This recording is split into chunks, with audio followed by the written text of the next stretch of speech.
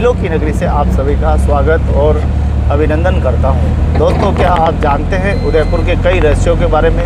तो नहीं जानते तो चलिए मैं बताता हूं आपको कई सारे रहस्य। उदयपुर के कई ऐसे रोड हैं जिनको शायद आप नहीं जानते होंगे।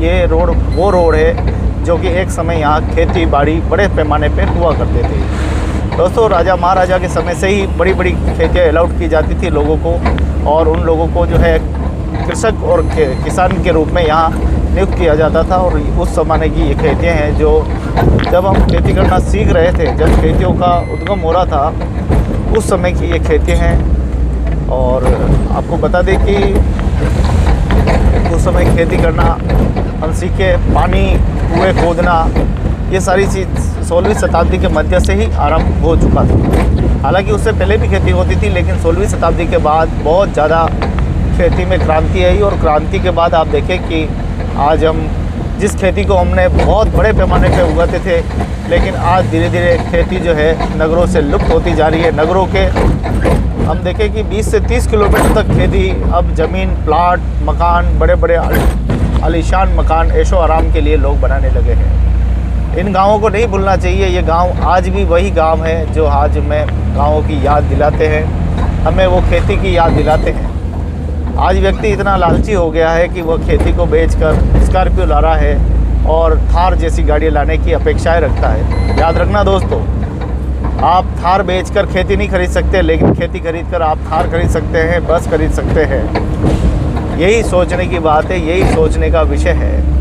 खेती गई तो जीवन गया। एक ज़माना आएगा जब खेती के लिए हम लुप्त हो जाएंगे। खेती के लिए फिर हमको अमेरिका और रूस जैसे शहरों पर निर्भर रहना पड़ेगा। बढ़ती हुई जनसंख्या हमारे लिए बहुत घातक हो रही है। जिस प्रकार से देश में हरित क्रांति हमने चलाई थी, लेकिन ये डिजिटल क्रांति इस देश को बर्बाद कर देगी। आज कोई भी खेती करना नहीं चाहता, कोई पाणत करना नहीं चाहता, कोई बीज लगाना नहीं चाहता। खाना सब चाहते हैं, महंगी महंगी डिश सब पसंद करते हैं, कचौड़ी समोसा सब खाना चाहते हैं, लेकिन वो कैसे बनता है उसके लिए कोई प्रयास नहीं कर रहा है। उसके लिए कच्चा मेटेरियल कहाँ से आएगा वो कोई पता नहीं है। आज व्यक्ति इतना खुदगर्ज हो गया है कि खेती आज फार्म हाउस में होने लगी है। कई लोगों ने यहाँ बड़ी क्षेत्र में फार्म हाउस लगा रखे हैं और यहाँ पर वो खेती भी करते हैं। चलिए, वो तो अपना गुजारा कर लेंगे, वो खा लेंगे।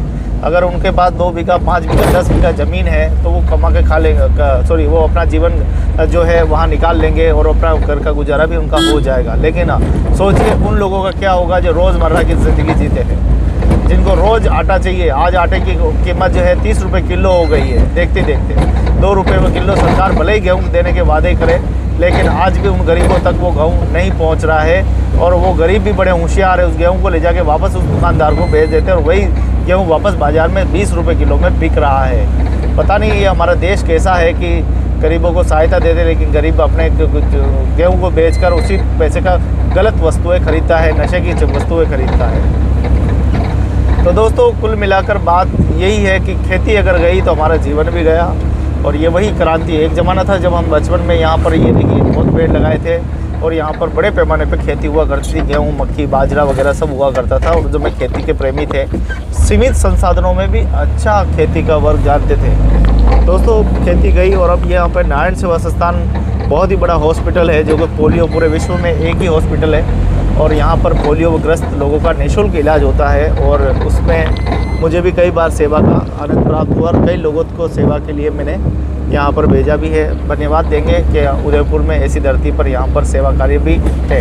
ये भक्ति, शक्ति और संस्कृति और सेवा की नगरी है। यहाँ पर हर तरीके के आपको जो है लोग मिलेंगे हर कार्य के प्रति। यहाँ का सबसे बड़ा ग्रुप है मिराज ग्रुप, जिसका सामने एक फैक्ट्री है। और कई मिराज ग्रुप हम नाथू द्वारा हम जाते हैं तो उन्होंने शिव की सबसे बड़ी प्रतिमा मिराज ग्रुप के द्वारा लगाई गई है और स्टेडियम भी बहुत विशाल बनाया गया है। कुल मिलाकर एक वो ज़माना था जब हम समझते हैं, उस समय तंबाकू बेचकर ये मिराज कंपनी आगे बढ़ी।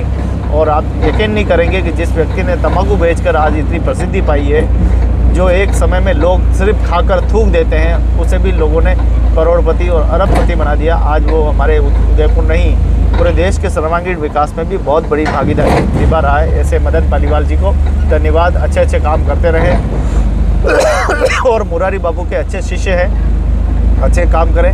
और भारत की इस प्रगति में आप कैसे अपनी और ज़्यादा चार चांद लगा सकते हैं, भारत का नाम रोशन करें। देश और विदेशों में मिराज खूब फैले और अब तो मिराज ग्रुप ने तंबाकू को छोड़कर साबुन, घर का सामान, कई तरीके के उपकरण जो है बनाने लगे हैं।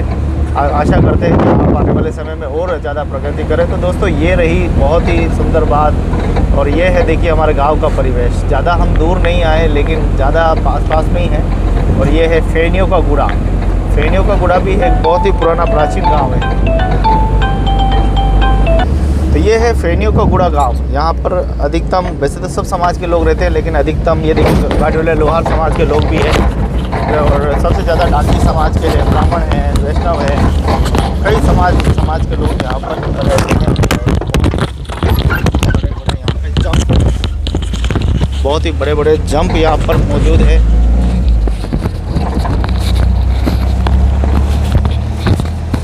देखिए बहुत ही बच्चा गांव है। यहाँ पे ठाकुर जी का मंदिर वगैरह सब है। बहुत ही छोटा राजस्व गांव है, काफ़ी सुंदर है। यहाँ पे भी बहुत बड़ी पैमाने पे खेती होती है और यहाँ तो खेती आज भी हो रही है क्योंकि यहाँ छोटा सा एक नदी है और नदी किनारे खेती भी अच्छी होती है। देखो ठंडी ठंडी हवाएं और ये देखिए पूरा गांव है, बहुत ही खूबसूरत। क्या बात है, क्या गजब की चीज़ है वहाँ पर। देखिए छोटा सा मकान है, बिल्कुल बहुत ही अच्छा बना रखा है। ये खेती पूरी देखिए, गोभी, हरी घास लगा रखी है, गोभी है, गेहूँ है, बहुत सारी है। और ये बहुत छोटा रोड है। यहाँ से जब पानी आता है नाला तो रोक जे आगे तो सामने नाला है और इस तरफ से हम जा सकते हैं।